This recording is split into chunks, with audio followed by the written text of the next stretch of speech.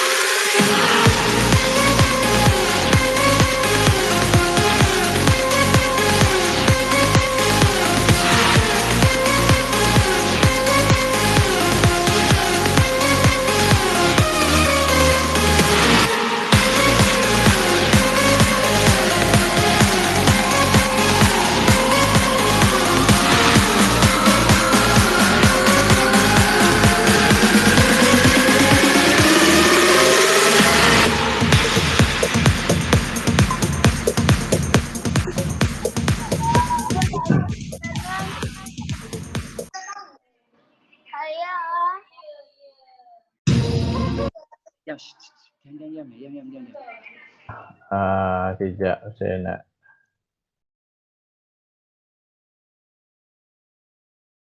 mute semua.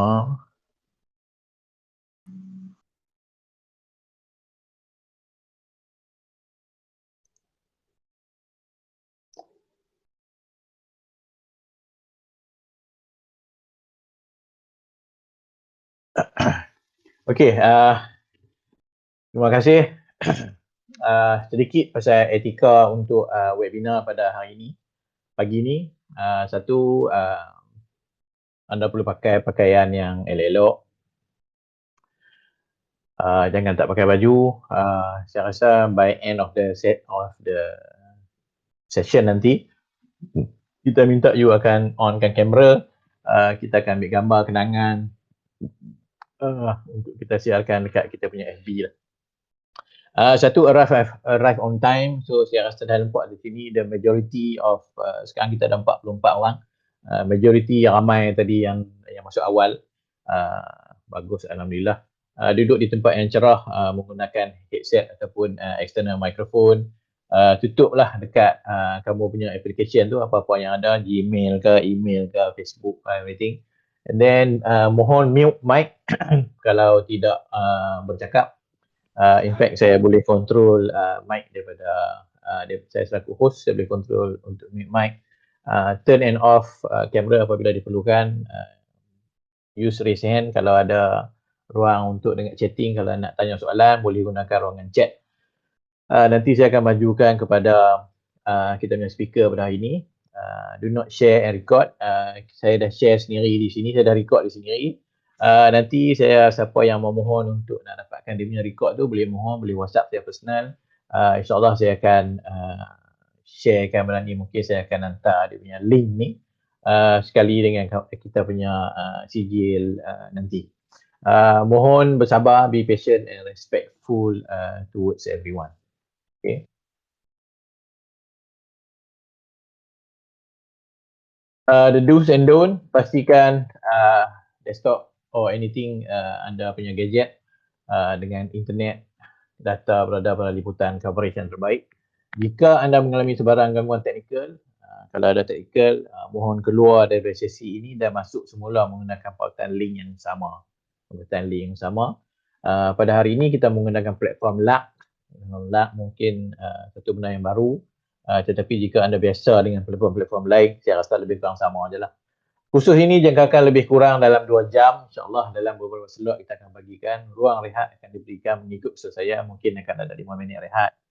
Soalan boleh juga dikemukakan semasa rehat. So that means you can boleh gunakan ruangan chat untuk nak bertanyakan soalan.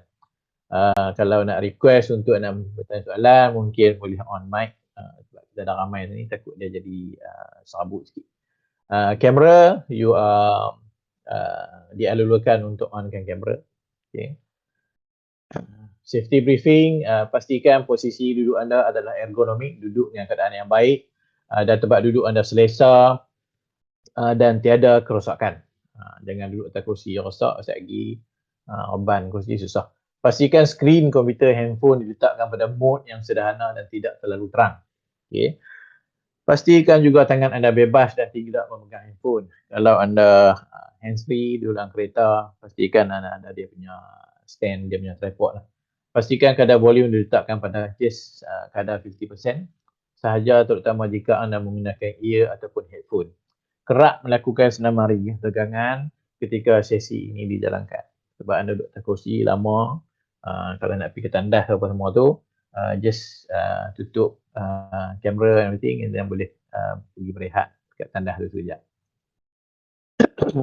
Pesanan daripada Kementerian Kesihatan untuk kita terus mengelakkan 3S, iaitu sesak, sempit dan juga sembang dekat.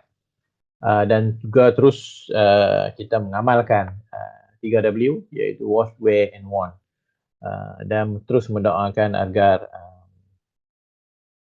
kita mendapat tempat yang baik selepas beberapa MCO ni. Ini pun kita kena extend lagi kan, lagi 2 minggu, tambahlah. Ini adalah contoh antara yang CGNE kehadiran kepada anda yang berdaftar, yang dikeluarkan oleh PJRM, siap dengan dia punya serial number lagi. So ini adalah contoh dia. Ini insyaAllah kita akan emailkan kepada semua. Kemungkinan ianya akan berlaku dalam 2 minggu selepas kursus semua lah kot. Nanti apa-apa kita akan maklum. Terima kasih semua. Dan sedikit info yang pendaftaran masih lagi dibuka. Saya rasa ramai dalam ni yang daftar untuk 4 siri, termasuk pada hari ini, iaitu webinar yang ketiga kita pada petang nanti dengan Abang Zul Black. Abang Zul Black, ni bukanlah Zul Handy Black. Okay. Ini Black daripada PJRM, Asas Peta, Kompas dan Navigasi. Lepas tu pada hari Rabu depan akan berlangsung survival dalam outright Malaysia, regards to Bushcraft and then Bushcraft dan juga survival Abang Sam Yusof. Dan juga pada 19 Jun kita akan mendengar kriteria jurulatih regulasi luar daripada kita punya SU sendiri, Abang Rahman Rafiq. Dan malam ini Rahman Rafiq sekali lagi akan berkeudara awal secara Facebook Live, iaitu jurulatih regulasi luar kebangsaan. Saya rasa ini adalah satu benda yang asas yang akan diceritakan oleh beliau, dan akan diwebinarkan adalah sambungan dia untuk menjurus kepada etika menjadi seorang jurulatih regulasi luar kebangsaan. Dan daripada kita punya Presiden sendiri akan berkongsi pada esok pagi, iaitu 10 pagi hingga 12 tengah hari. 10 pagi hingga 12 tengah hari. Ini daripada kita punya Presiden sendiri, Encik Norijam, iaitu mengenai rentas trek Gunung Rabung. Okey. InsyaAllah ini akan ikut darah pada esok pagi. So ini Facebook Live, Facebook Live. Mohon daripada sekarang semua yang dengar daripada hari ini, kita ada 48 orang, 46 orang, untuk masuk ke Facebook Live dan mohon like dan juga share juga dengan kawan-kawan yang lain. Okey. Kita punya speaker pada hari ini Abang Syazman Shah, nama pentah dia Syazman. Nama betul dalam IC pasport dia adalah Azman Shah bin Osman. Is a certified jurulatih regulasi luar daripada Kementerian Budaya dan Sukan, dengan MCRC level 2 certified first aider, dengan CISAF sport climbing, kelayakan beliau CISAF untuk high rope, kayak course untuk star 1, star 2, orienteering 1 and 2, dan banyak lagi train TOT untuk high rope, geoguide dengan drive go park, sebagai OSH, Occupational Safety and Health Coordinator certified by DOSH, seorang event manager, trainer dan banyak menjalankan aktiviti-aktiviti dengan pihak korporat IPTS dan International School. Juga seorang mempunyai syarikat sendiri iaitu Pearl Island Adventure, founder itu masih lagi aktif dengan NGO Komiti Malaysia Relief Agency untuk Penang, Anti-Drug Agency bahagian Perak. Beliau merupakan seorang chairman Persatuan Jurulatih Rekreasi Negeri Pulau Pinang. So di bawah PJRM kita ada banyak negeri dah kita wujudkan untuk Persatuan Jurulatih Rekreasi Negeri. Jadi siapa yang selepas ini berminat untuk terus menerus dalam bidang outdoor secara bersasar, bolehlah kontak PJRM nanti untuk tahu di mana kontak-kontak person daripada negeri masing-masing. Merupakan volunteer untuk rakan muda di bawah Jabatan Pendidikan Sukan dan masih lagi aktif sebagai sukarela untuk homeless, anak yatim, masa-masa banjir dan juga lain-lain. Baik budak ni. Kan? Siapa dapat jadi menantu sesuai lah. Masih lagi bujang. Saya rasa bujang lagi lah sampai ke hari ini. Okay. So, saya pun tak nak buang masa lagi. Saya nak stop sharing dan menyerahkan pentas ini kepada kita punya Abang Syazman. So, Abang Syazman boleh share slide di sini.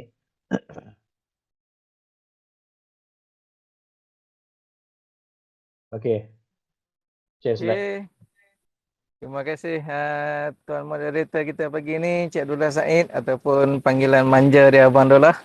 Assalamualaikum dan selamat sejahtera kepada semua rakan-rakan, peserta-peserta, pendengar-pendengar, pengamal rekreasi, penggiat rekreasi, datuk-datuk, datin-datin yang berada dalam online course pada pagi ini. Semoga anda semua berada dalam keadaan sihat, sejahtera hendaknya. So, seperti mana yang telah diperkenalkan oleh Abang Dullah kita tadi, saya Azman Syah bin Osman, nama mengikut IC lah. Ataupun nama panel saya sebagai Azman Syah. Akan bersama anda selama lebih kurang dalam 2 jam pada pagi ini untuk bersama-sama berkongsi berkenaan dengan asas orienteering. Mungkin anda ada yang dah pernah mendengar apa itu orienteering, dan kita dalam slot pada pagi ini juga kita ada atlet orienteering kita. Selamat datang Cik Azam Muhammad Syedid daripada bekas UiTM kita pada pagi, seorang atlet orienteering Malaysia. Jom, untuk permulaan pada pagi ini kita akan tengok video dulu sebab untuk memperkenalkan anda apa itu orienteering. At least anda boleh dapat sesuatu overview tentang orienteering. Okey.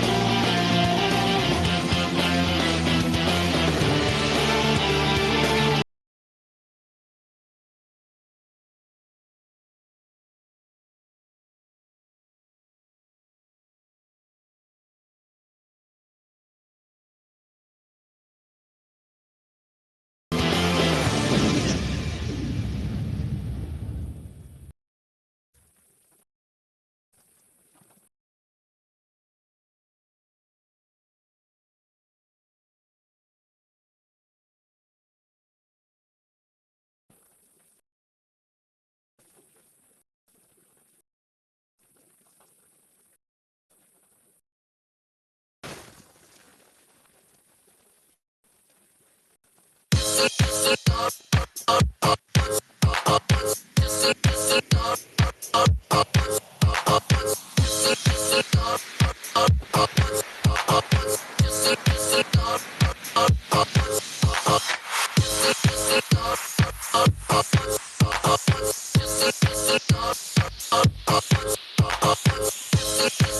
ni masa event bila tu? Okey, yang ni event masa di Perlis. Boleh nampak apa banner belakang tu.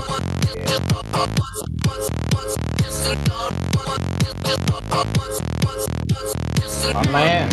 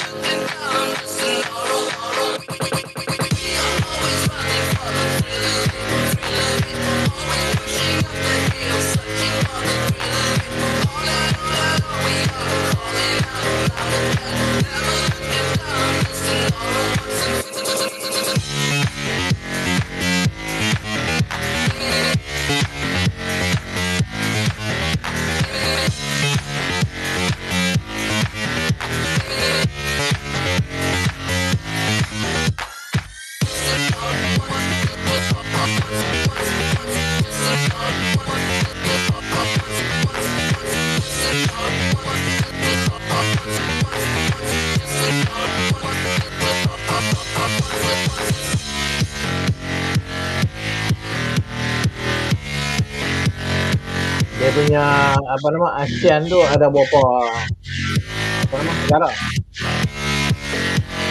Banyak saya tak silap ada dalam 3-4 negara lah ASEAN. Ada Thailand, Brunei, Indonesia.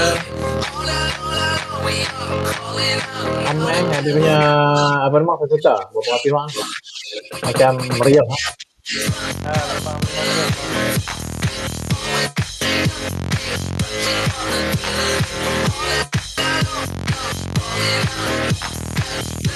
Wow. Hadiah apa yang hebat.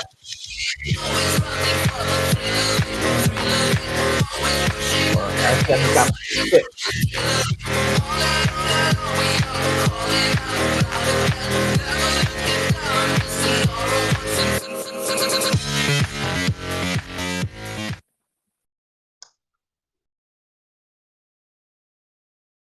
Okey. Lah, buat sedikit video berkenaan dengan orienteering yang terdapat di Malaysia. Ingat baliklah kenangan-kenangan apa lama, apa 4-5 tahun yang lepas. Semasa kita masih boleh bersukaria di luar ceritanya. So sekarang ni kita pun masih lagi terkurung. Okey, untuk slot seterusnya saya akan sambung. Kita akan cerita berkongsi berkenaan dengan apa itu orienteering.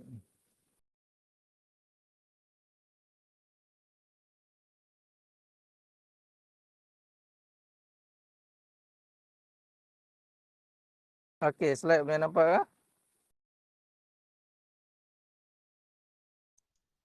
Nampak. Okey.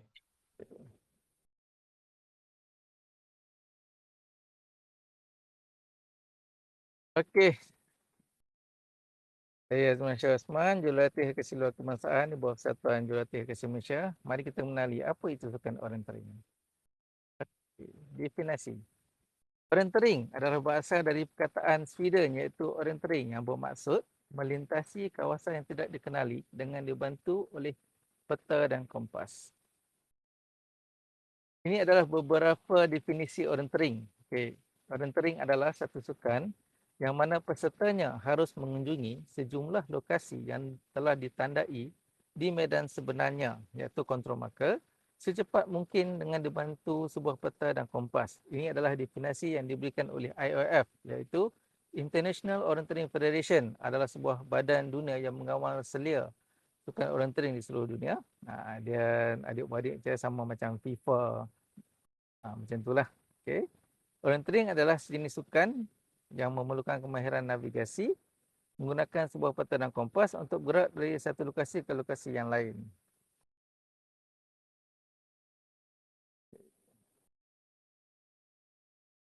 Definisi yang lebih meluas. Volunteering adalah sukan rekreasi berfikir yang memerlukan imbangan di antara koordinasi fizikal dan mental yang baik. Peserta perlu mengemudikan arah dirinya dari satu titik kawalan ke satu titik kawalan yang lain dengan berpandukan kepada peta dan kompas yang diberikan, yang telah ditandakan di atas peta dan ditentukan di permukaan bumi mengikut susunan tertentu. Ataupun cara ringkas kita boleh katakan sebagai larian bijak. Sebab orienteering ni dia maksudnya peta antara gabungan peta, hutan dan adventure. Sukan ini diibaratkan gabungan antara sukan merentas desa, cross country, pandu arah, acara dan mencari harta karun. Okay.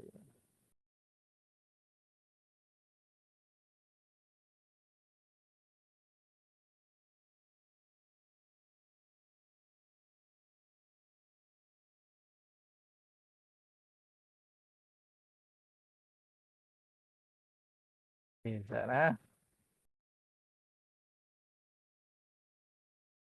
Klik je. Dah klik dah. Macam start sikit lah.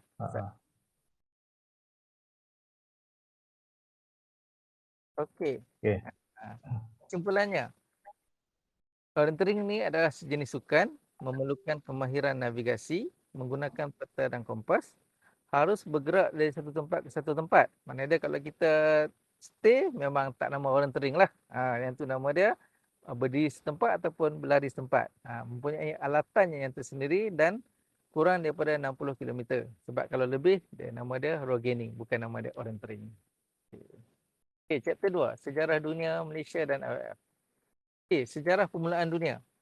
Orienteering mula diperkenalkan di negara-negara Skandinavia pada awal abad ke-19.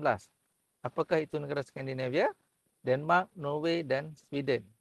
Dalam tahun 1918, Major Ernst Callender telah mengubah suainya menjadi sukan yang lebih kompetitif, berperaturan dan diterima ramai. Beliau juga telah digelar sebagai bapa orienteering. Orienteering mengikut model Callender merangkumi memerlukan daya ketahanan, stamina, kecekapan berlari, kekuatan mental dan penggunaan skill navigasi dalam bentuk muka bumi yang lebih mencabar. Major Ernst Callender ni ada seorang bekas askar. Dulu masa zaman sebelum tahun 1918 ni, sukan orienteering ni hanya dimainkan oleh para tentera saja. Selepas 18, Major Ernst Callender ni, iaitu bapa orienteering, telah ubah suai sukan ni untuk menjadikannya sebagai orang awam pun boleh main juga benda ni.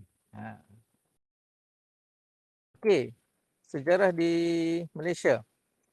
Dia bermula di satu bengkel orienteering yang dikendalikan oleh Encik Wan Sabri Wan Mansur, pensyarah di UPM di Hutan Simpang Aritan UPM pada tahun 1983. Kemudian disusuli dengan penubuhan peserta orienteering Pulau Pinang dalam tahun 1983. Kemudian penubuhan orienteering Selangor dan lain-lain lagi lah. Okay. Malaysia bergabung dengan IOF dalam tahun 1992 melalui MOA. Kemudian pertubuhan MOA 1994. Dan seterusnya melangkaui negeri-negeri yang lain jugalah. Okay.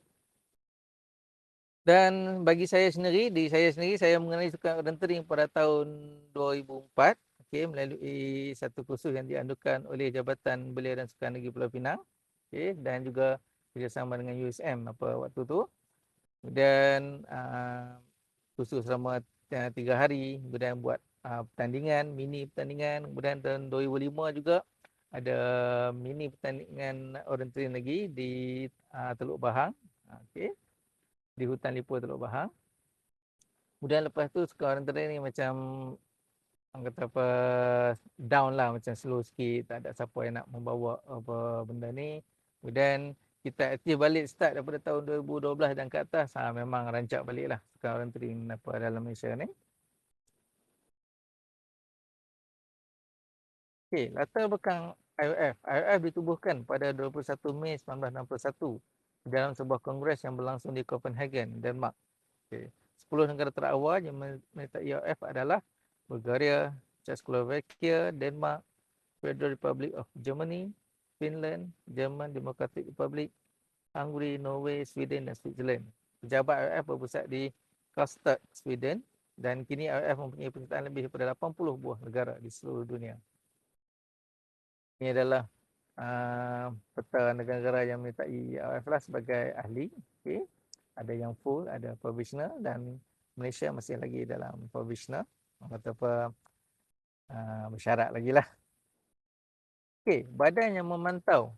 Okay, untuk international, seperti mana yang tuan-tuan dan perempuan sedia maklum, yang seperti saya beritahu tadi, adalah IOF, International Orienteering Federation. Dia peringkat kebangsaan dalam mesin ini adalah dikenalikan oleh MIOS, mana Asia Orienteering Sport Club. Regional, okay, sekarang ni kita dah ada beberapa persatuan orienteering yang ditubuhkan di negeri-negeri dalam Malaysia ni. Okay. Dan lokal, ada kelab-kelab orienteering yang mungkin telah ditubuhkan melalui IPT dan IPTA kita. Yang tu kita kekurangan data lah berkenaan yang tu. Tapi yang saya tahu memang ada. Okay, peringkat antarabangsa. Kejohanan-kejohanan dunia yang dianjurkan oleh IOF adalah seperti World Orienteering Championship, World Cup Junior World Orienteering, Asia Pacific Orienteering Championship, World Master Orienteering Championship untuk 35 tahun ke atas. Acara orienteering terbesar yang dianjurkan adalah O-Ringen, Swedish 5 Days yang melibatkan penyertaan antara 15,000 hingga 25,000 orang. Okay, macam yang anda tengok tadi dalam video British Orienteering tadi. Memang kalau di negara-negara luar, especially negara-negara Skandinavia, tempat asalnya sukan orienteering ni, kalau ada event, ada pertandingan, memang 15 ke 25,000 orang. Kalau takat 1,000, 2,000 orang tu, orang kata bagi dia orang tu dia kata sikit lah, macam nothing. Tapi kalau Malaysia boleh dapat penyertaan 1,000, 2,000 orang tu, memang dah besar rahmat dah orang kata kan. Memang dah bagus dah. Cuma sekarang ni masih belum sampai ke tahap tu lagi. Dan insyaAllah harap-harap selepas pandemik berlalu dan masa-masa akan datang, kita harap sukan ni akan diterima baik di semua peringkat dalam Malaysia lah. Okay, sebab di overseas peserta paling kecil umur 5 tahun, 6 tahun, 3 tahun pun ada. Dah memang menyertai. Yang penting kita boleh ajar mereka macam mana cara nak baca peta dan nak start sukan orienteering ni. So harap boleh faham kalau saya cakap apa bahasa utara sebab saya orang Penang. Okey, pengenalan orienteering. Jenis-jenis orienteering.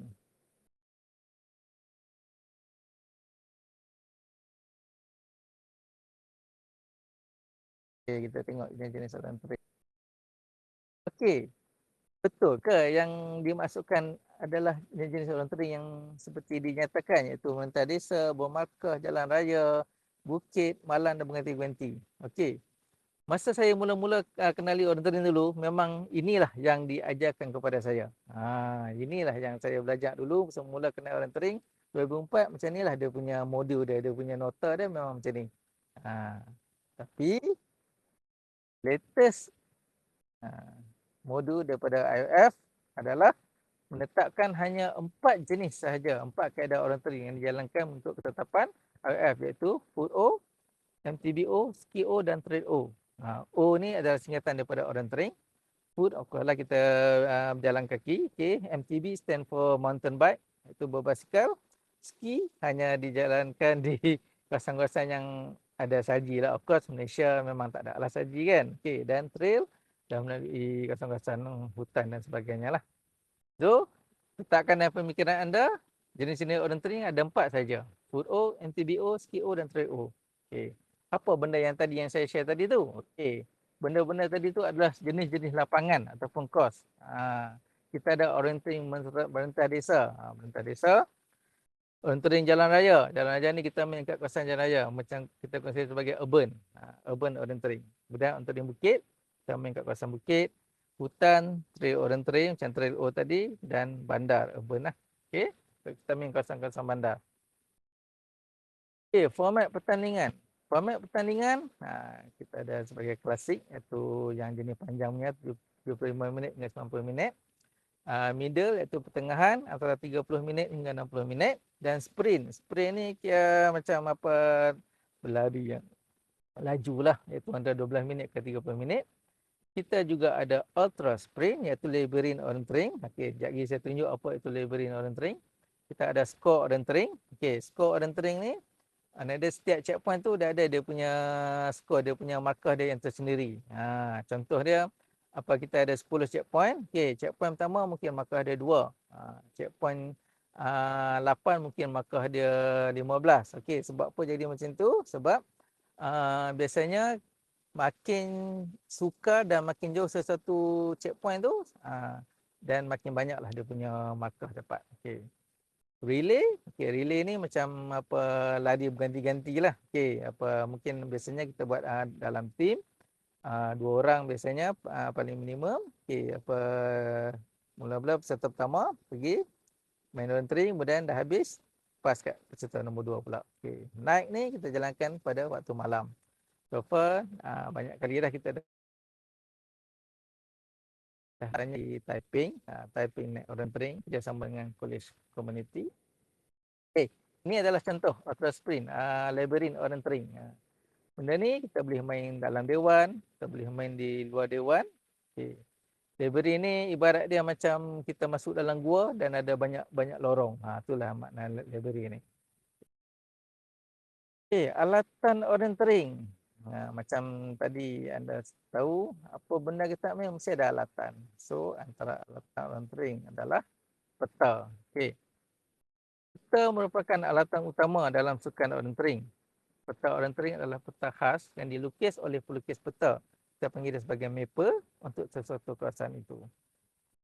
Peta orienteering mempunyai standard khas yang dikeluarkan oleh Komiti Peta Orienteering Antarabangsa. Terdapat 4 jenis peta orienteering yang dibahagi mengikut spesifikasi, iaitu ISOM 2000, okay, ISOM 2006, ISOM ISMTB OM 2010 dan SKI OM 2014. Okay, apa ISOM? ISOM stand for International Specification for Orienteering Map, dan ISOM yang double S tu International Specification for Sprint Orienteering.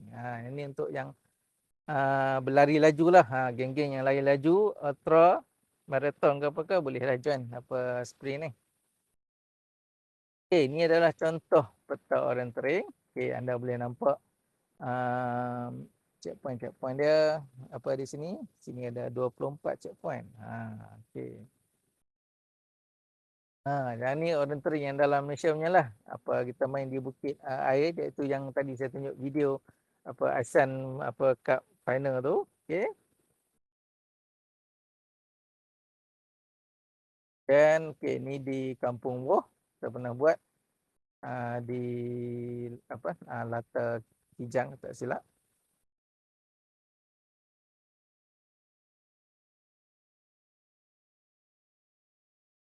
Okay, ni kita main di UPSI, Universiti Pendidikan Sultan Idris.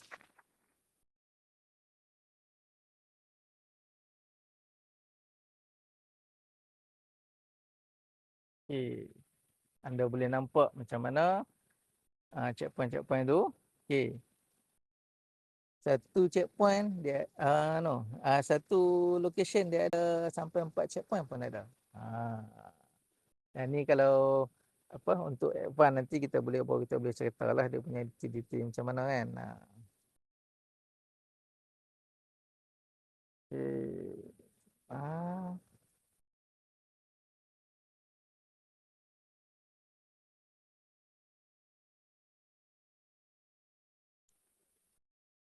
Okay, kompas. Okay, tadi kita cerita pasal peta, sekarang ni kompas, salah satu alat yang penting. Tu kan ada 2 benda lah, peta dan kompas. Okay.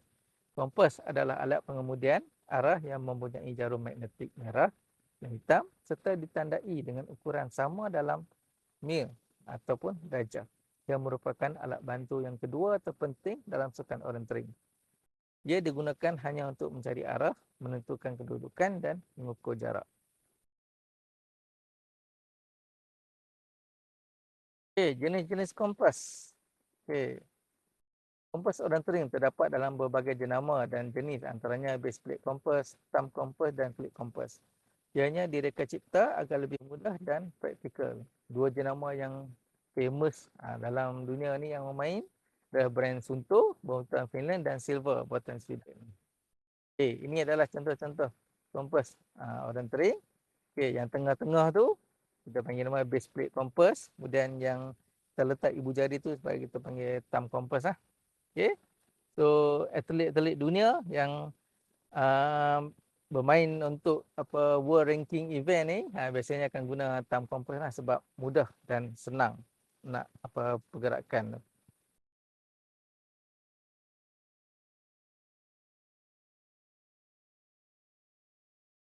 Okey, kegunaan kompas orientering. Kompas orientering boleh digunakan untuk tujuan berikut: mengukur jarak, menentukan kedudukan dan mencari arah. Berkenaan dengan kompas ni, kita akan belajar dengan lebih lanjut bersama dengan Abang Zul Arifin kita pada petang nanti ya. So, kalau siapa yang join kelas pagi ni, so nak tahu cara nak guna kompas, nak belajar berkenaan peta, lebih berkenaan peta dan navigasi, kena join kelas petang ni lah bersama Abang Zul kita. Okay, ni seperti yang anda ketahui lah, mata angin kompas. Okey, penanda kawalan dan penebuk kawalan, kontrol marker dan panca. Tujuannya bagi membantu peserta tiba ke destinasi yang betul. Satu objek yang selalunya diperbuat daripada kain berwarna jingga dan putih sebagai tanda yang diletakkan di titik kawalan dalam lingkungan 5 meter. Mempunyai kod kawalan tersendiri dan penebuk lubang, panca yang unik. Di peringkat antarabangsa, teknologi DIBA dia digunakan bagi menggantikan kaedah panca. Panca ni kata zaman lama lah, zaman saya mula-mula kenal orientering ni kita banyak guna panca. Sekarang ni kita ada teknologi terbaru, kita gunakan sebagai DIBA. Peraturan RF tidak menggunakan nombor 1 hingga 30 dijadikan sebagai nombor kod kawalan. Okey, ni adalah yang bahagian atas tu adalah control marker. Okey. Dia macam tanglong lah, senang cerita. Tanglong color oren dan color putih.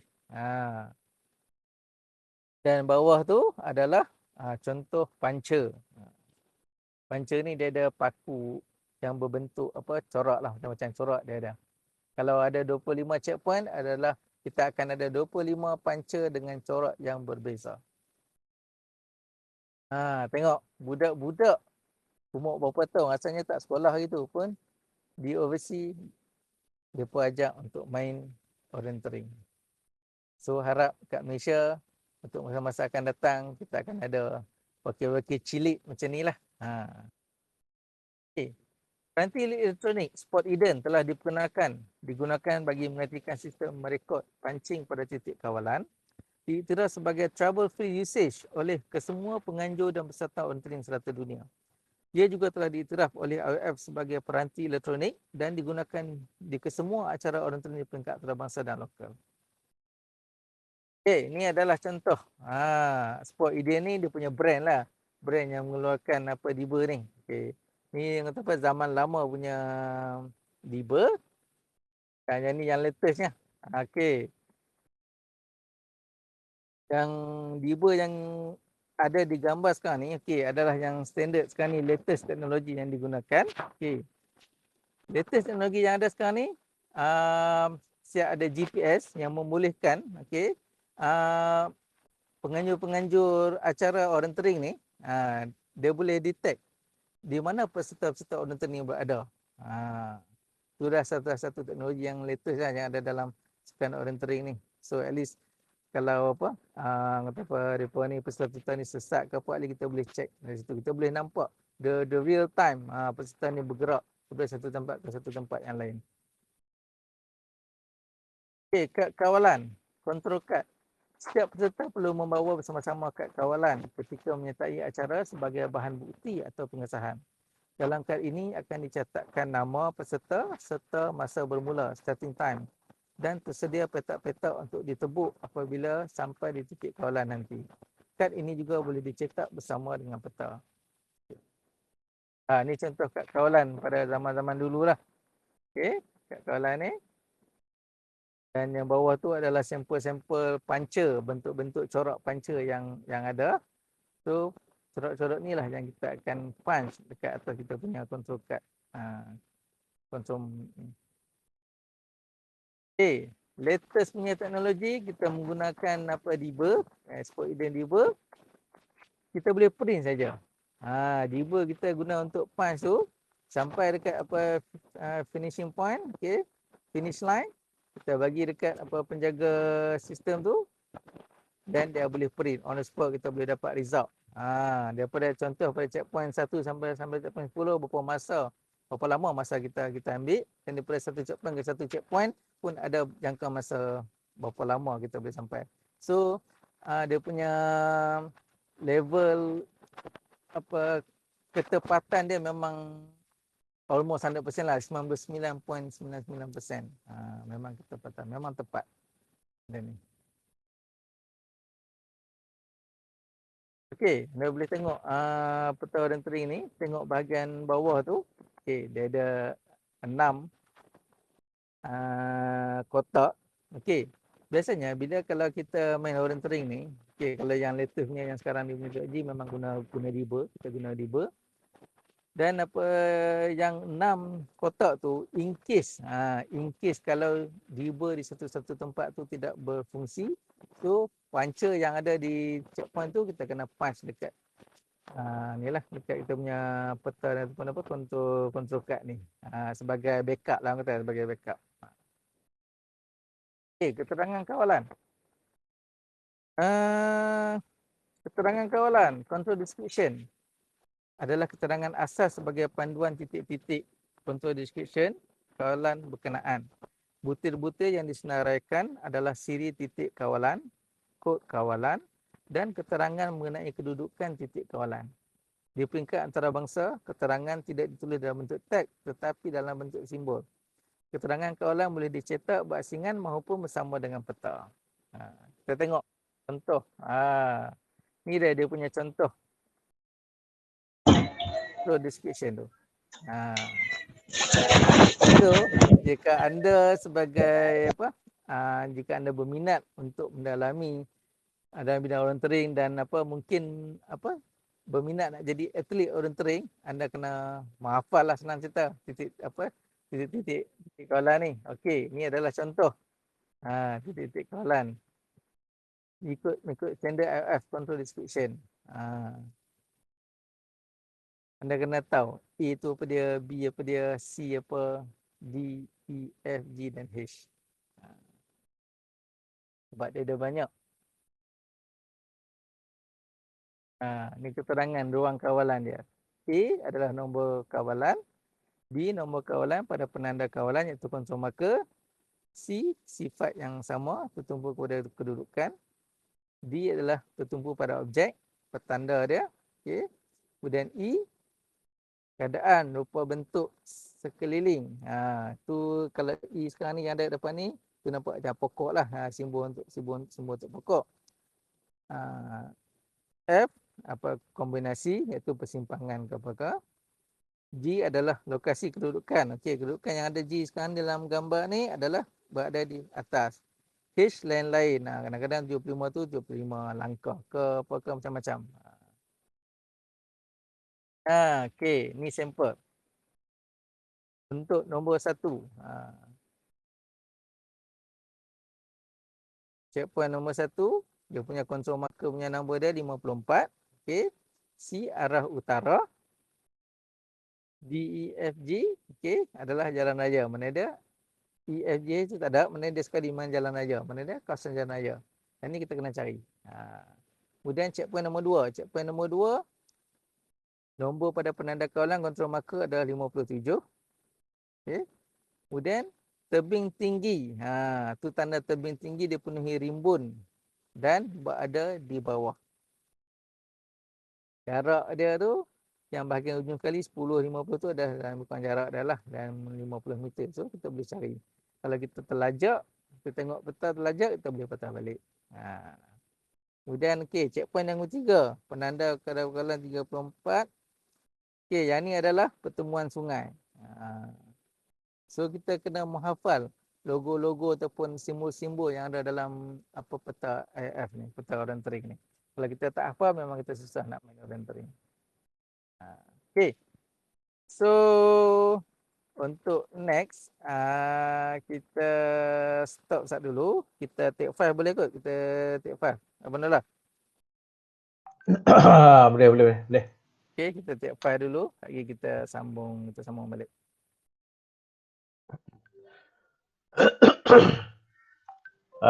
Kalau sesiapa ada apa soalan yang nak dikemukakan, boleh gunakan ruangan chat lah.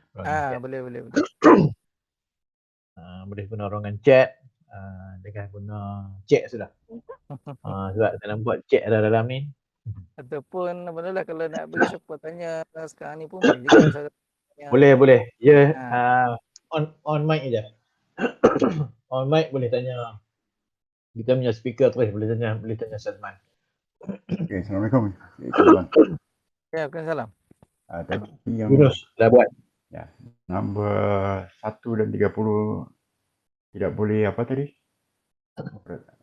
Nombor 1 dan nombor 30 lah. Maksudnya tadi apa tu? Nombor apa? Ada tadi Nombor peraturan 130. Ya. Nombor 130 tu memang peraturan IF, memang dia orang tak bagi guna nombor tu. Yang tu apa ada nombor untuk apa yang spesifik untuk dia orang punya internal punya cerita lah yang tu. 1 dan 30 lah. Ini memang 1 hingga 30 apa tidak boleh jadikan 1 sebagai hingga nombor 30. dekat penanda kawalan tu. Contoh bila kita punya control marker kalau kita nak buat event, kita kena start dengan T31. Contoh macam tu lah, kita tak boleh start apa nombor 2 ke nombor 3 memang tak boleh guna. Ni peraturan IF. Okey. Saya ingat tadi 1 dan 30. 1 hingga 30 lah. 1 sehingga 30 je. 1 sehingga 30. Okey. Understood. Okey. Okey, terima kasih. Ya, sama. So kalau ada nombor bertuah, abang nama Yunus tak boleh lah. Nombor bertuah kena mula 31. Okey, dah apa? Satu soalan daripada 38. Ya. Okey. Satu soalan daripada Iman. Website apa yang boleh kita rujuk untuk tahu lebih mendalam mengenai orienteering sport? Okey, Man. Okey, kalau website ni ikutkan banyak aja website yang apa international ni yang boleh kita refer bagi apa British Orienteering, kemudian apa even di Indonesia ni pun yang paling terdekat lah, kita cerita yang paling terdekat apa Indonesia pun memang still banyak apa peserta-peserta orienteering yang dekat sana. Kemudian even dalam Malaysia, kalau dalam Malaysia kita boleh refer dengan orienteering punya ni itu Magnet Edge, kemudian ada persatuan orienteering apa Selangor, persatuan orienteering Terengganu yang saya tahu lah. Website ni mungkin tak ada, tapi refer semua kebanyakan lah ni dia orang buat semua Facebook pages. Kita boleh cari dalam Facebook pages. Okey. Mungkin Iman boleh try tanya dekat kita punya PJRM punya page. And then insyaAllah kita akan cuba menjawab Iman dengan lebih daripada situ. Daripada Charity, peta orienteering sumber daripada mana? Peta orienteering sumber. Okey. Peta orienteering ni sumber dia ada banyak sumber. Okey, apa standard apa biasanya kita buat peta orienteering ni kita gunakan apa Google Map lah. Okey, kita boleh buat apa Google Map. Kita ambil dia punya base dia, kemudian kita akan masukkan dalam apa app ataupun apa orienteering punya map punya sistem, ada punya app application dia tu, okey, di software, dan kita akan buat dia satu persatu benda tu. Yang tu kalau nak join nanti apa boleh inilah kita akan buat kelas yang special untuk yang tu. Dia ada special kelas kalau nak jadi mapper ni. Dan setakat ni dalam Malaysia antara mapper yang serta yang sekarang ni yang paling power lah kata kan, bahasa kita ni paling power adalah Cik Aswadi Aslah lah. Okay, thank you Azman. Ni daripada Hafiz. Okay. Dia kata dia bak dekat si Iman ni mungkin membantu. Minta melayari website IOF, International Orienteering Federation. Okay. Terima kasih Hafiz.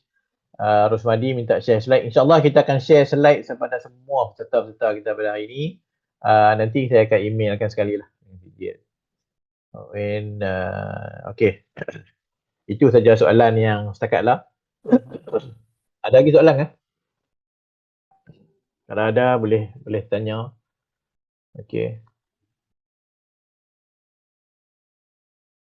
Terima kasih kepada yang membantu untuk nak menjawab.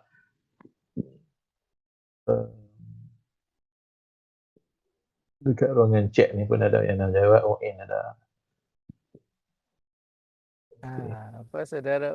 Saudari ON kita pun, Puan ON adalah merupakan salah seorang atlet orientering Malaysia yang berkaliber lah tadi.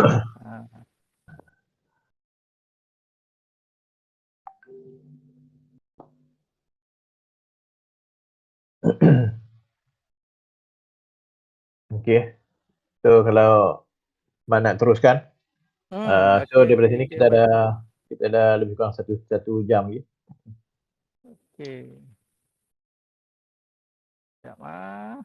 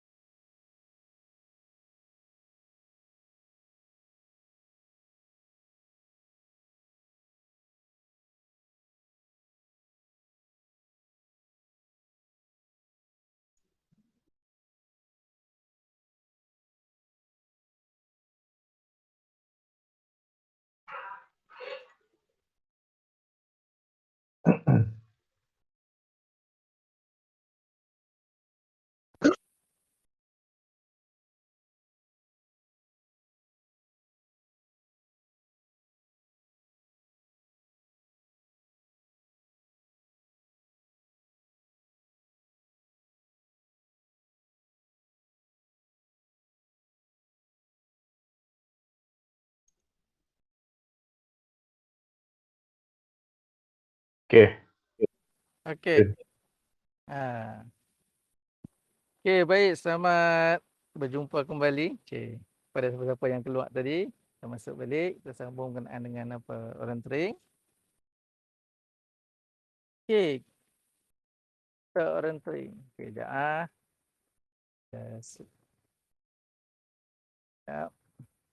Okey.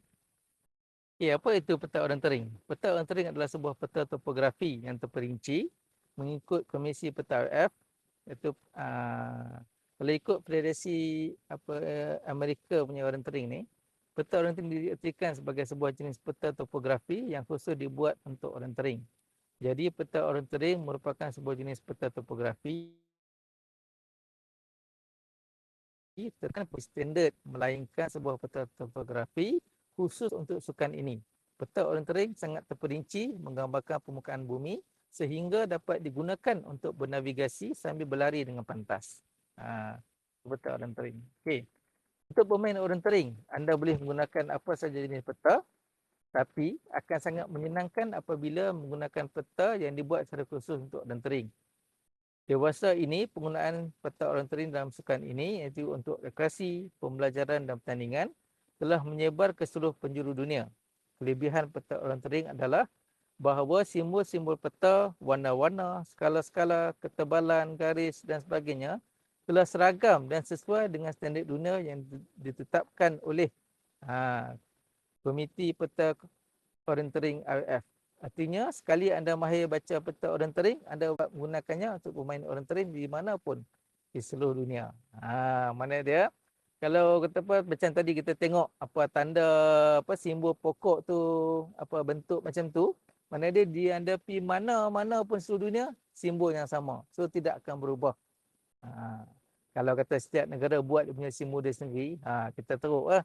Di Malaysia, okay, simbol pokok macam lain. Di Indonesia simbol pokok macam lain. Kita susah nak main lah. Tapi simbol dalam peta orientering adalah standard seluruh dunia. Dan ditetapkan oleh Komiti Peta IF itu sendiri.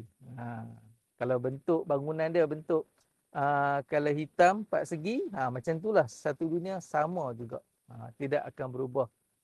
Kecuali kalau anda bermain orientering di kawasan-kawasan yang bersaji, dia ada beberapa simbol yang tak ada kat Malaysia lah. Hanya dekat kawasan yang bersaji saja ada. Okey. Tadi kita kenal sikit bahagian-bahagian apa sebuah peta orientering. Okey, sebuah peta orientering utama antarabangsa. Standard dia ada skala, okey, menunjukkan ukuran permukaan bumi yang tergambar pada peta. Kontur interval merupakan perbezaan selang atau interval ketinggian garis-garis menunjukkan ketinggian tempat daripada permukaan laut. Okey, mana dia kata apa? Ketinggian dari aras laut lah. Kemudian kita ada garisan utara magnetik yang menunjukkan arah utara dalam kompas. Kemudian kita ada warna-warna, itu adalah yang digunakan dalam sebuah peta orientering. Kemudian kita ada petunjuk, iaitu legend, adalah maksud dari setiap simbol yang digunakan dalam sebuah peta orientering.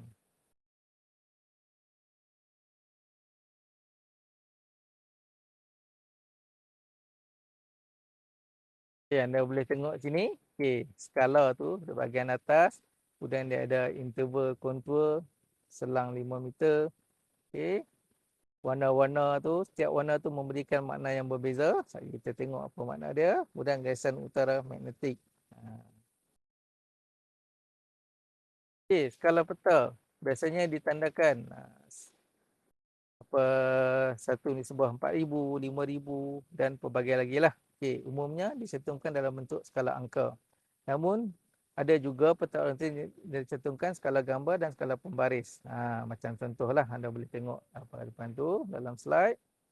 Okay, interval kontur adalah garis-garis yang menunjukkan semua tempat yang sama ketinggian. Level dia. Satu level tu berapa dia punya jarak.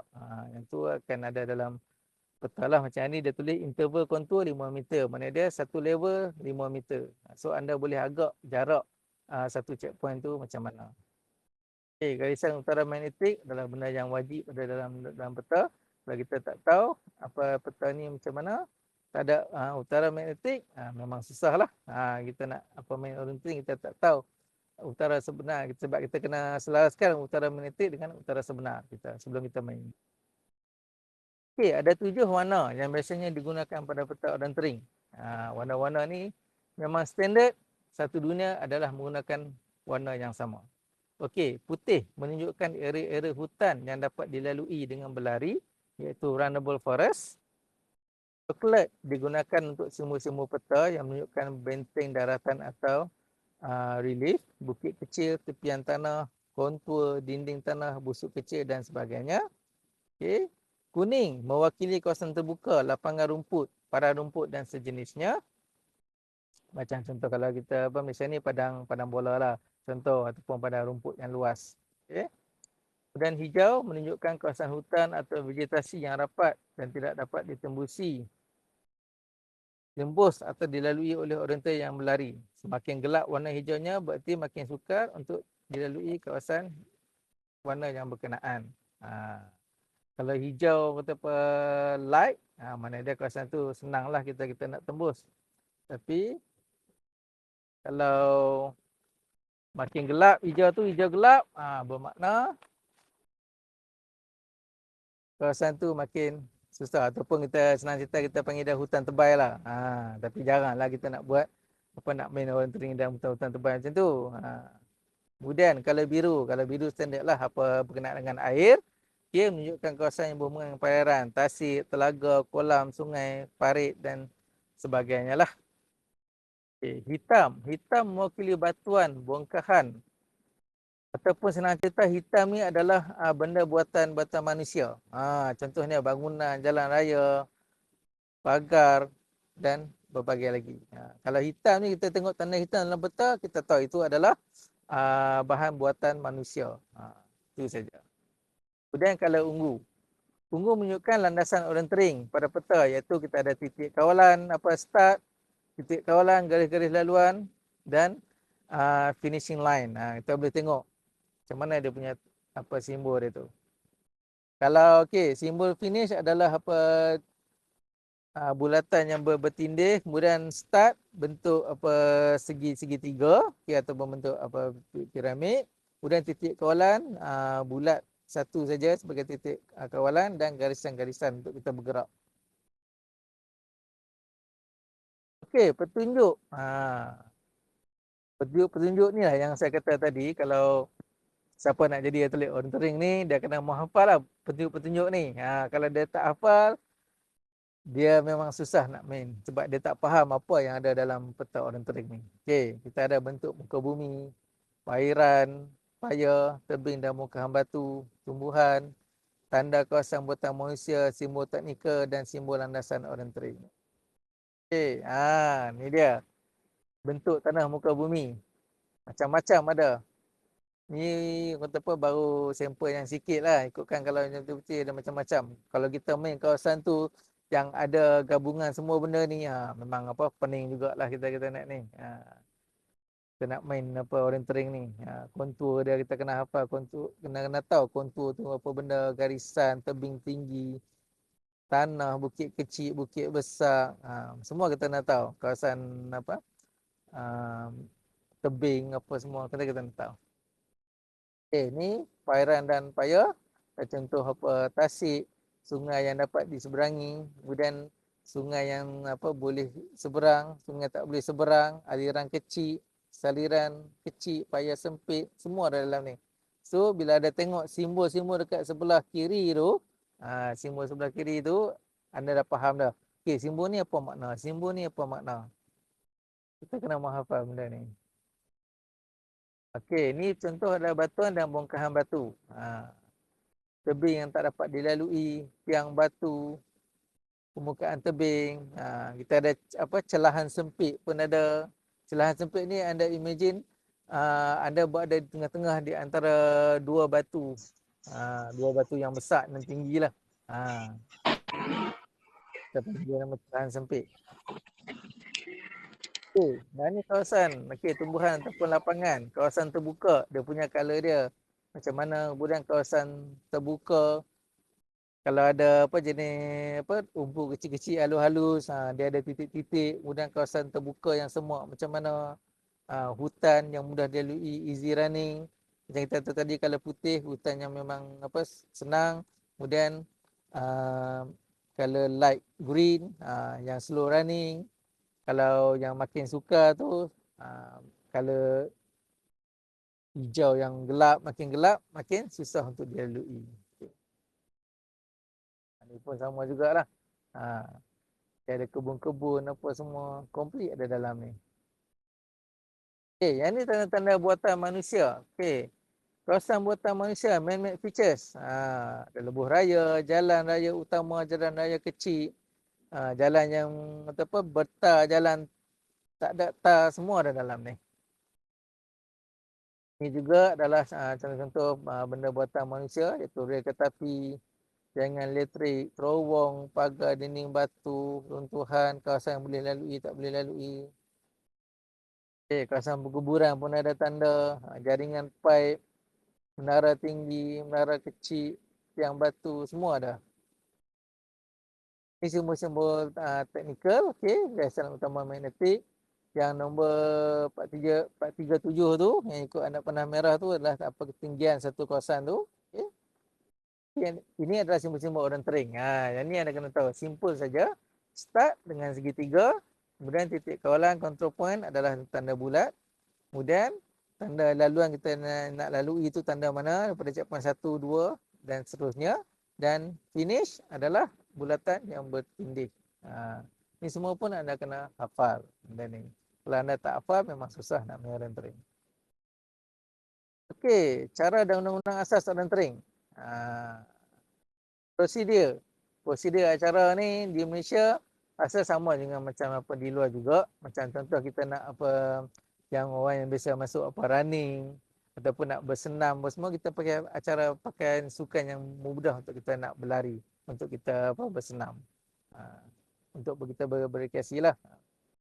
Okey, mula-mula bila dalam satu pertandingan kita daftarkan diri dengan mengisi butir-butir dan perlu dalam kad kawalan kita. Kemudian kita lihat apa start list kita untuk menentukan giliran apa berlepas. Contoh kata dalam satu pertandingan tu ada 100 orang peserta. So pihak penganjur akan mengeluarkan list peserta, siapa yang akan start dulu, siapa akan start kemudian.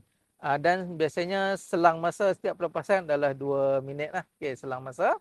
So kita akan get ready. Dan biasanya penganjur akan sediakan apa marshal lah yang akan apa panggil nama-nama untuk get ready apa sebelum buat pelepasan tu. Kemudian lepas apa anda dilepaskan, okey, whistle bunyi, anda dilepaskan, pergi ke garisan permulaan untuk anda salin peta utama jika diarahkan. Okey, kalau tak perlu salin peta utama, dah terus boleh main teruslah. Okey, laraskan peta, ambil laluan dan mulakan larian ke penanda kawalan yang pertama dan seterusnya. Okey, ni kita bagi contohlah.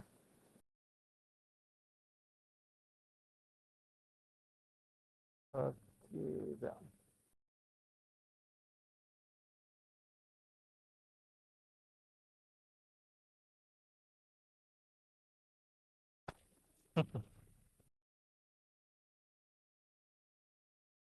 Okey, ni contoh tempat bermula. So, bila kita buat bagi gambaran ni, anda boleh imagine macam mana biasanya kita mulakan sesuatu pertandingan tu lah. Kita mulakan satu pertandingan. Ini yang kita tadi, start ataupun finish di tempat yang sama. Ada setengah penganjur mungkin akan buat apa start di tempat lain, finish kat tempat lain. Itu bergantung kepada penganjur lah macam mana kan. Tetapi kebiasaannya, start dan finish adalah tempat yang sama. Okey, ni tempat mula. Yang ni kita ni siasat yang ni sebelum COVID lah. Lagi kata apa pula tak pakai mask lah apalah duduk dekat apa semua. Sebab apa sepanjang COVID ni memang kita tak ada event yang macam ni. Okey. So kita dalam apa time ni kita menantilah di garisan permulaan sebelum kita dipanggil nama seorang demi seorang untuk membuat pelepasan. Okey, yang ni pelepasan peserta. Biasanya pelepasan peserta ni kita akan buat apa sekali lepas kita buat dua orang lah. Biasanya kalau ada kategori lelaki dan perempuan kita akan lepas apa lelaki dan perempuan apa beriringan lah sekali. Dan kalau ada jenis relay pun kita lepaskan sekali macam tu. Kalau macam running ni biasanya kita akan lepas serentak semua ramai-ramai, tapi yang ni kita lepas apa dua orang. Okey, yang ni menyalin peta utama. Masa saya belajar orienteering dulu memang inilah yang kena buat. Okey, mana dia lepas kita buat pelepasan kita kena salin peta utama. Mana salin tu salin apa? Setengah orang confuse juga dia tanya salin apa? Kita salin checkpoint yang ada dalam kita punya game tu, dalam permainan tu. Checkpoint tu. Kalau kita salin checkpoint, kalau kita tersilap salin checkpoint, habis. Tak boleh nak buat apa lah. Kalau apa sebelum ni kita guna apa manual punya sistem, kita tak guna dibber. Okey, kalau kita tak guna dibber, kalau tersilap salin, kalau kita yakin kita boleh continue apa laju, kita boleh patah balik, kita salin lain dan kita sambung balik. Tu bergantung kepada keupayaan masing-masing lah yang tu kan. Itu atas daya masing-masing.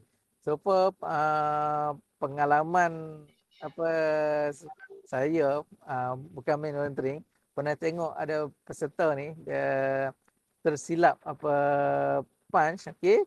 Tapi dia yakin dia boleh, dia patah balik apa pada mula, okey dia main balik dan dia juara. Yang tu di Pangkor, tengok di Pulau Pangkor time tu. Pangkor orienteering. Okey, ini adalah keadaan di lapangan. Bagaimana peserta-peserta mencari titik kawalan, kontrol marker dan dia punch. Ni punch di kad kawalan lah. Dia jumpa, dia tengok nombor di penanda kawalan tu, contoh dalam peta tulis 50. Dalam control description tu 50, dia pun tengok situ, 50 ada. So dia kena punch lah. Ini juga di lapangan, kawasan kelapa sawit, kawasan berbukit, saya ada tali lagi kena panjat apa semua.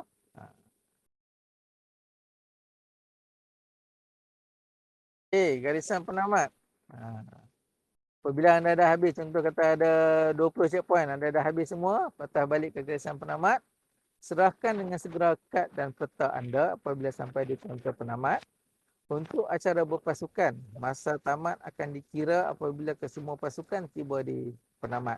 Contoh macam kita relay orienteering, okey. Format apa relay.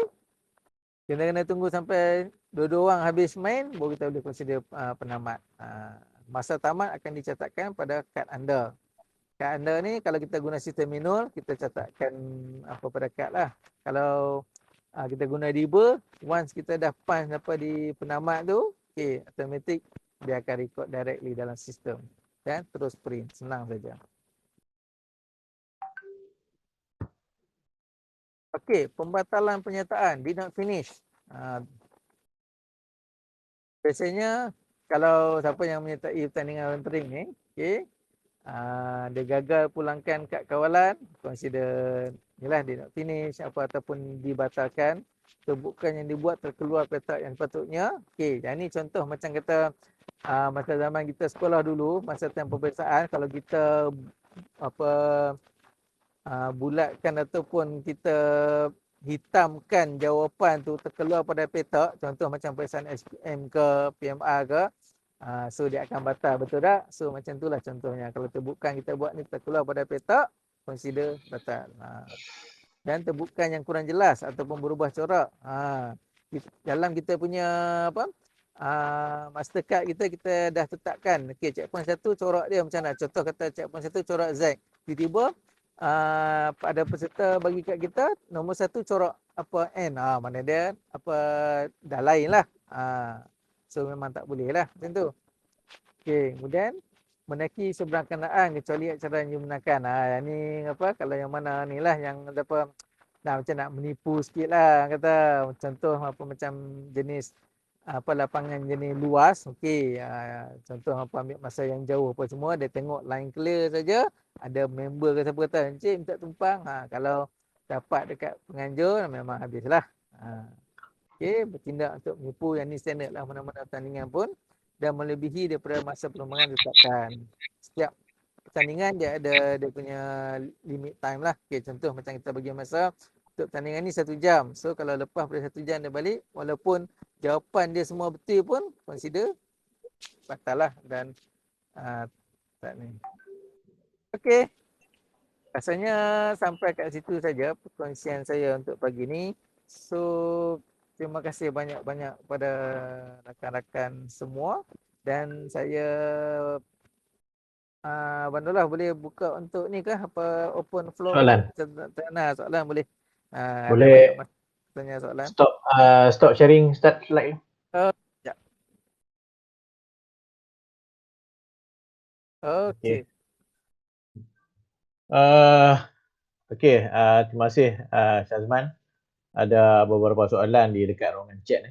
Saya nak baca ruangan chat dulu. Selepas tu nanti kalau ada yang berhasrat untuk tanya soalan, boleh onkan audio, onkan you punya mic tu, dia boleh tanya. Bandullah. Ah. Saya baru buka chat, saya ada terbaca yang latest ni lah. Boleh saya jawab dulu ke macam mana? Boleh. Kalau yang tu Man buka, Man jawab terus. Okey. Yang latest yang saya dapat ni, okey, apakah jenis-jenis daripada Encik Saha? Rasanya macam kenal Encik Saha ni. Okey, apakah jenis penipuan yang biasa berlaku? Okey. Kalau zaman dulu, zaman kita guna manual ni, okey, manual ni penipuan yang biasa berlaku contohnya, okey. Ada 10 checkpoint. Daripada checkpoint, contoh berapa checkpoint 2, kita nak ke checkpoint 3, biasanya kita akan ikut susunan lah. Tapi kalau zaman dulu kita tak guna debug, tak guna sistem elektronik. Kalau contoh daripada checkpoint 2 ke checkpoint 3, tiba-tiba kita ternampak checkpoint 5. Kita boleh punch. Orang tak tahu. Orang takkan tahu. Sebab zaman dulu dia tak ada apa, kita tak boleh check dia ni betul ke ikut turutan ke macam mana ke. Tapi kalau sekarang ni kita guna sistem debug, yes. Kalau kita daripada checkpoint 2 ke checkpoint 3, tiba-tiba kita jumpa checkpoint 5, kita pergi punch, automatic memang disqualified terus, memang dibatalkan dan anda kena mula balik. Tu cerita dia. Mana dia kalau pakai dewa ni memang tak boleh nak menipu lah, senang cerita dia. Kalau sistem yang lama tu ada kemungkinan menipu, ya, sebab saya pun pernah buat. Yalah, kalau anda daripada checkpoint 2 ke checkpoint 3, tiba-tiba anda nampak checkpoint 5, takkanlah kita tengok line clear, kita pergi punch terus lah. Bukan nak ikut susunan pun, yang penting semua complete. Yang tu salah satu benda-benda yang IF tengok benda ni, yang ni boleh menipu, sebab tu dia kenalkan sistem debug, salah satu sebab dia lah. Ada satu ni, Ya. saya terlepas tadi dia tanya pasal Orienteering Day. Okey. World Orienteering Day biasanya ada event tak PJRN buat? Normally saya rasa ni yang selalu dibuat adalah oleh Persatuan Orienteering Malaysia, iaitu PESOM lah, iaitu PESOM. Normally kalau ada World Orienteering Day, definitely dia ada event yang dibuat bersempena dengan World Orienteering Day. So yang lain-lain tu nanti Man try buka chat and then Man try baca and then dia jawab terus lah. Okey, untuk mapping based software apa kita boleh guna? Okey. Untuk mapping software ni dia ada yang apa orienteering mapper yang free tu. Biasanya benda ni kita dalam kalau kita ikut course untuk jadi mapper, kita akan bagilah, kita akan ajak macam mana cara nak buat mapping ni.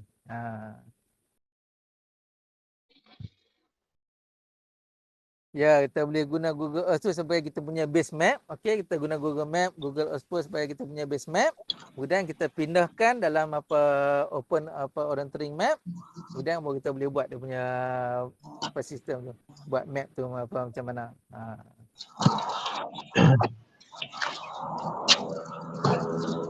Dia boleh explain apa dia apa nama basicnya,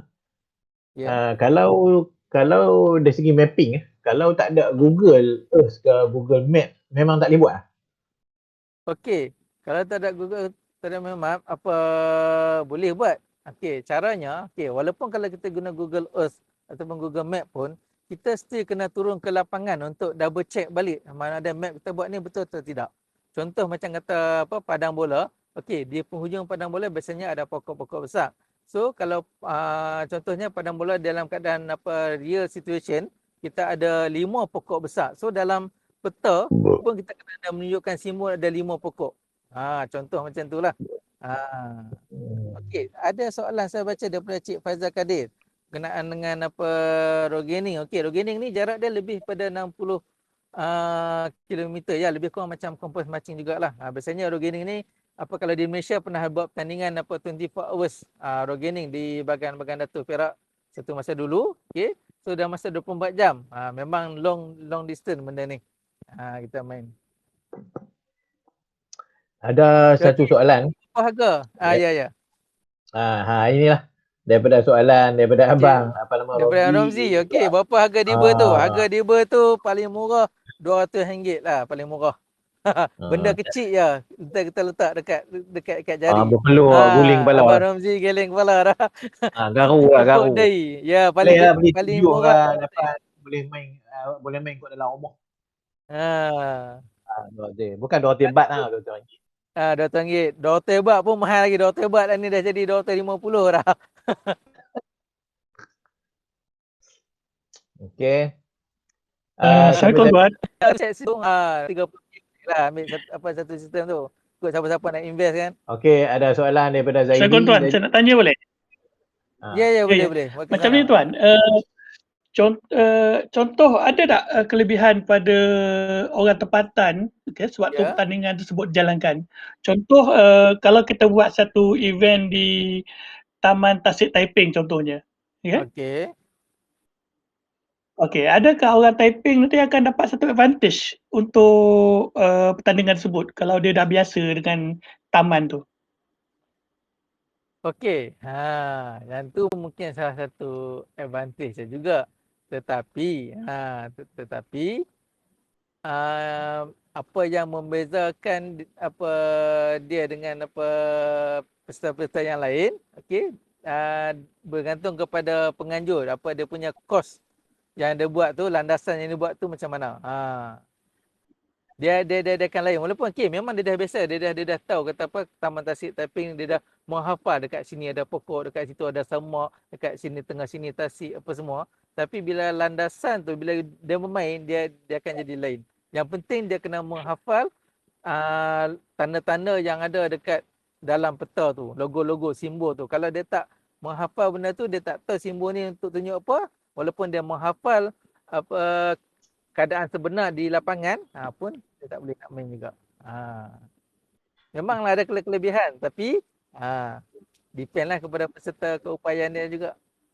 dia nak menambah sikit, kadang-kadang kerana kelebihan tu kita jadi confused. Kita jadi confused sebab kita tahu banyak benda di tempat tapping tu, contohlah kan. Kita tahu banyak tempat. Oh betul ke tang ni? Tang tu pun ada. Tang ni pun ada. So kita jadi serabut dah. Itu yang jadi pening tu. Dan kemungkinan yang ni kadang-kadang macam tadi saya beri satu contoh peta yang satu checkpoint tu satu lokasi tu ada 4 checkpoint ada kat situ serentak. Kalau kita main sekarang guna dibber, kalau kita tersilap punch, mana ada kita silap lah. Mana ada satu kawasan tu akan ada 4 control marker dekat situ. So kalau kita silap punch, habis. Tu cerita dia. Ada apa-apa lagi persoalan? Yang penting. Lagi sekali satu tuan. Okay. Dalam kumpulan tu dia yang 2 orang tu maksimum lah maksudnya. No, minimum. Yang tu kalau biasanya dia boleh 4 orang ke satu kumpulan contohnya. Macam mana? Dia boleh tak satu kumpulan 4 orang? Oh, yang tu boleh. bergantung kepada penganjur. Yang tu nak buat apa format pertandingan tu macam mana. Sebab boleh kita ada kalau delay. Katakan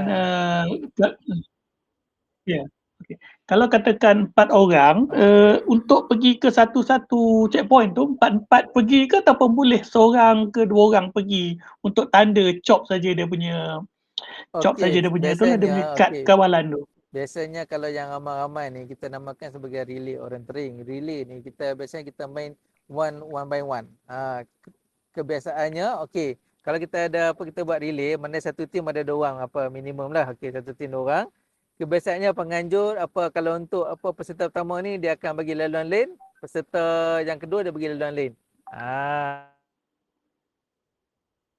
Okey Kata orang dia kata dia ada level-level juga orienteering ni, ada level basic, kemudian ada advance, ada yang expert, novice, semua ada bergantung kepada satu event tu. Sama ada dia nak buat benda tu susah ke senang.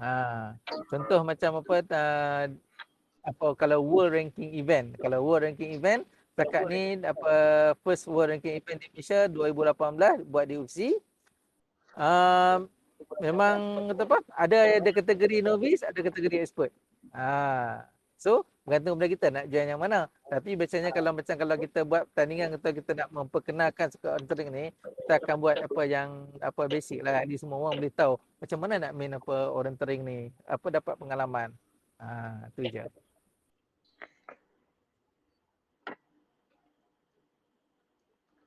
Kalau pakai dibber boleh patah balik punch, tapi kalau pakai puncher kalau salah penalti.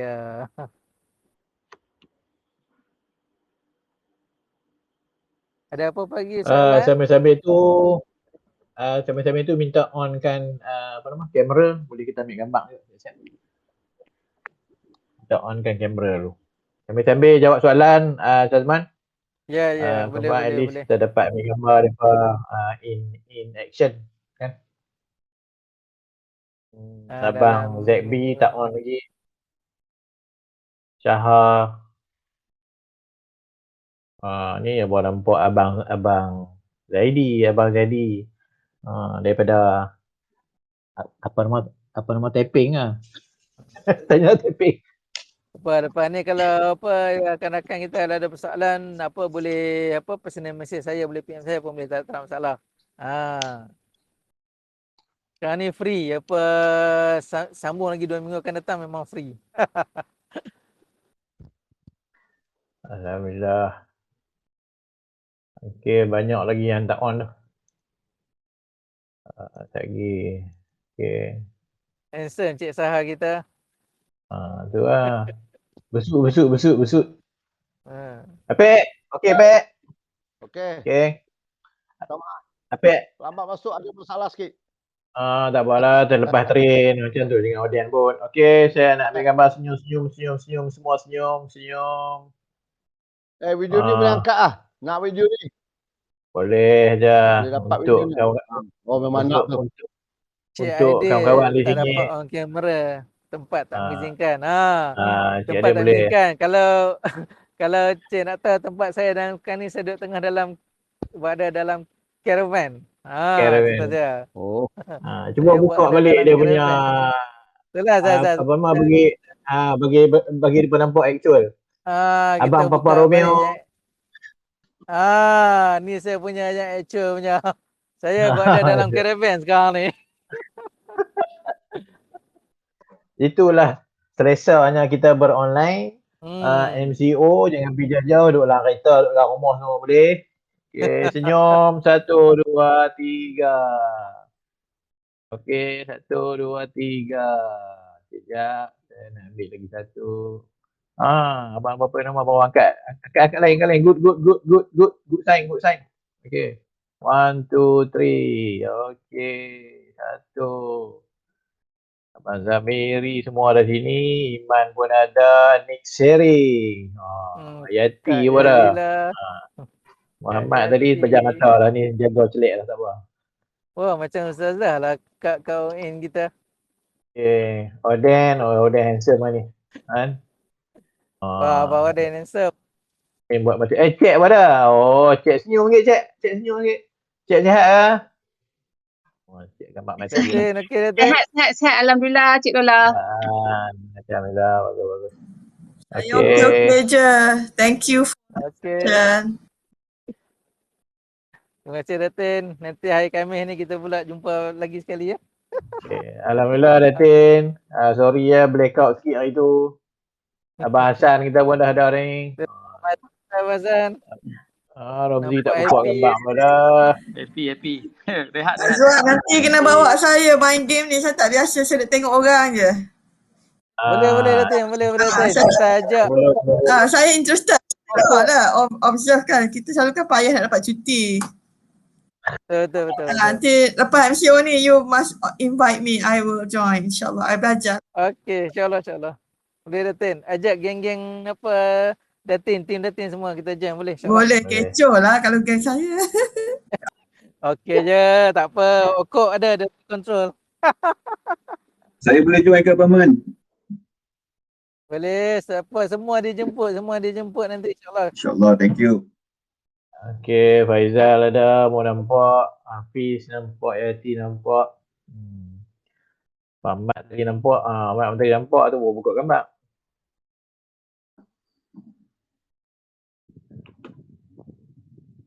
Okey.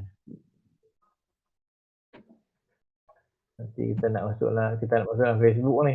Petang ni pukul 2.30 Pukul 2.30 petang ni kita dengan Abang Black. InsyaAllah siapa yang ikut Compass, siapa yang ikut asas untuk orienteering hari ni akan lebih faham lah. Akan lebih faham apabila masuk dengan asas peta, Compass dan juga navigasi. So Abang Black pun ada di sini, ZB. InsyaAllah kita akan bersama-sama dengan beliau pada pukul 2.30 nanti. InsyaAllah. So ada soalan apa? Man, buka chat Man, tengok banyak tu. Ada orang nak tanya. Tak apa ni, chat biasa ya. Biasa ya. Okay. Alright. So, any last word daripada Syazman? Okey, terima kasih jutaan terima kasih kepada PJNM,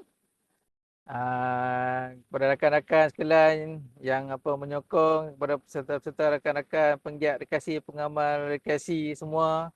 Diharapkan kita semua bertabah dalam keadaan pandemik kita pada sekarang ni. Diharap pandemik ni akan segera berlalu dan dapat kita lakukan aktiviti rekreasi kita seperti biasa macam apa sebelum ni. Dan mohon ampun dan maaf daripada saya jika ada tersalah kata, tersilap bahasa, terkasar bahasa dalam sepanjang proses perkongsian saya pada pagi ni. Dan diharap kita bertemu lagi di masa-masa akan datang. Dan kalau ada apa-apa soalan yang ni, boleh PM saya, tak ada masalah. Terima kasih sekali lagi kepada semua. Assalamualaikum. warahmatullahi Okey, wabarakatuh. Waalaikumsalam. Terima kasih Man. Waalaikumsalam. Ah, Terima kasih Encik Azman. tu dah nampak gambar si Sumai, rumah dah cantik dah siap belakang. Saya pun baru pakai baju tu semalam. Okey, saya rasa Rahman Rafiq dalam ni selaku jawab daripada PJM. Ini word daripada Rahman. Terima kasih moderator Encik Dola. Assalamualaikum warahmatullahi wabarakatuh dan salam sejahtera tuan-tuan, puan-puan. Saya mewakili PJRM mengucapkan ribuan terima kasih kepada tuan-tuan puan-puan yang sudi menyertai program anjuran PJRM, terutama khasnya ahli-ahli PJRM. Saya tak ada banyak benda nak cakap, cuma nak mengingatkan pada tuan-tuan puan-puan, sempena PKP ini, lockdown, kami menganjurkan banyak online sesi online program. So kami ingin menjemput tuan-tuan puan-puan untuk join bersama. Petang ni kita ada asas peta, asas navigasi dan sebagainya. Malam ni kita ada penerangan berkaitan proses menjadi jurulatih rekreasi kebangsaan di Malaysia macam mana melalui FB Live. Besok kita ada satu lagi FB Live bersama Presiden dalam rentas Gunung Rabung. Dan next week kita ada asas survival dalam Aurek dan kita ada kriteria, satu lagi tajuk iaitu kriteria ataupun kualiti menjadi jurulatih. So kalau berminat menjadi jurulatih anda boleh join dan sebagainya, dan insyaAllah dalam masa terdekat ni kita akan upkan segala informasi-informasi tersebut di dalam website. Saya baru, kalau anda tengok komen chat, saya baru update dalam tu www.pgrm.org.my. Anda boleh cek segala berkaitan dengan kejurulatihan dan juga info-info program yang dianjurkan oleh PJRM ataupun bersama rakan-rakan strategik PJRM seperti Makra dan sebagainya. So anda boleh dapat tahu maklumat-maklumat berkenaan dengan program akan datang berada di situ, insyaAllah. So itu saja, saya mewakili PJRM mengucapkan lagi sekali mengucapkan ribuan terima kasih kepada semua sahabat-sahabat yang sudi menyertai. Mohon rakan-rakan yang mempunyai Facebook, like page PJRM sebab kami kami akan sentiasa update info-info melalui IG PJRM, melalui Facebook PJRM dan juga dalam website PJRM. Sekian, terima kasih. Kembali kepada moderator kita. Okey, terima kasih Man selaku setiausaha. Abang Black kita, Kokok cuba nak memancing. I think the majority peserta yang masuk petang pagi ni akan ada juga pada petang nanti. Kokok daripada Abang Black, Kokok nak kata-kata apa-apa kan? Untuk cuba menjual package pada petang nanti. Kita masih buka lagi sampai, tapi janganlah sampai pukul 3 nanti, kesian saya pula. Masih lagi buka lah dalam masa sejam lagi kot untuk kita ni. Okey, saya rasa Abang Black pun dah keluar dari sini dah. Okey, so terima kasih banyak. InsyaAllah akan bersama dengan kita lagi pada petang nanti antara daripada pukul 2.30 nanti insyaAllah. So saya mengambil kesempatan ini untuk mengucapkan terima kasih kepada yang hadir dan juga memohon ampun dan maaf sekiranya terdapat apa-apa masalah semasa you nak join. Ada yang dapat ujung-ujung baru boleh masuk, kena uninstall, lepas tu install balik. Ini saya rasanya berlaku lah kepada mana-mana application pun. Ada yang Google Meet ke, Zoom ke, apa warna ke, semua ada lah ini. So benda-benda ni kita pun mencuba. InsyaAllah kita akan jumpa lagi pada petang nanti. So Assalamualaikum dan juga terima kasih. Hai, terima kasih semua. Senyum sikit, Pat. Man, kurang terang Man gambar tu. Hai, bang. Saya dah siap pasang spotlight, bang. Come on, bang.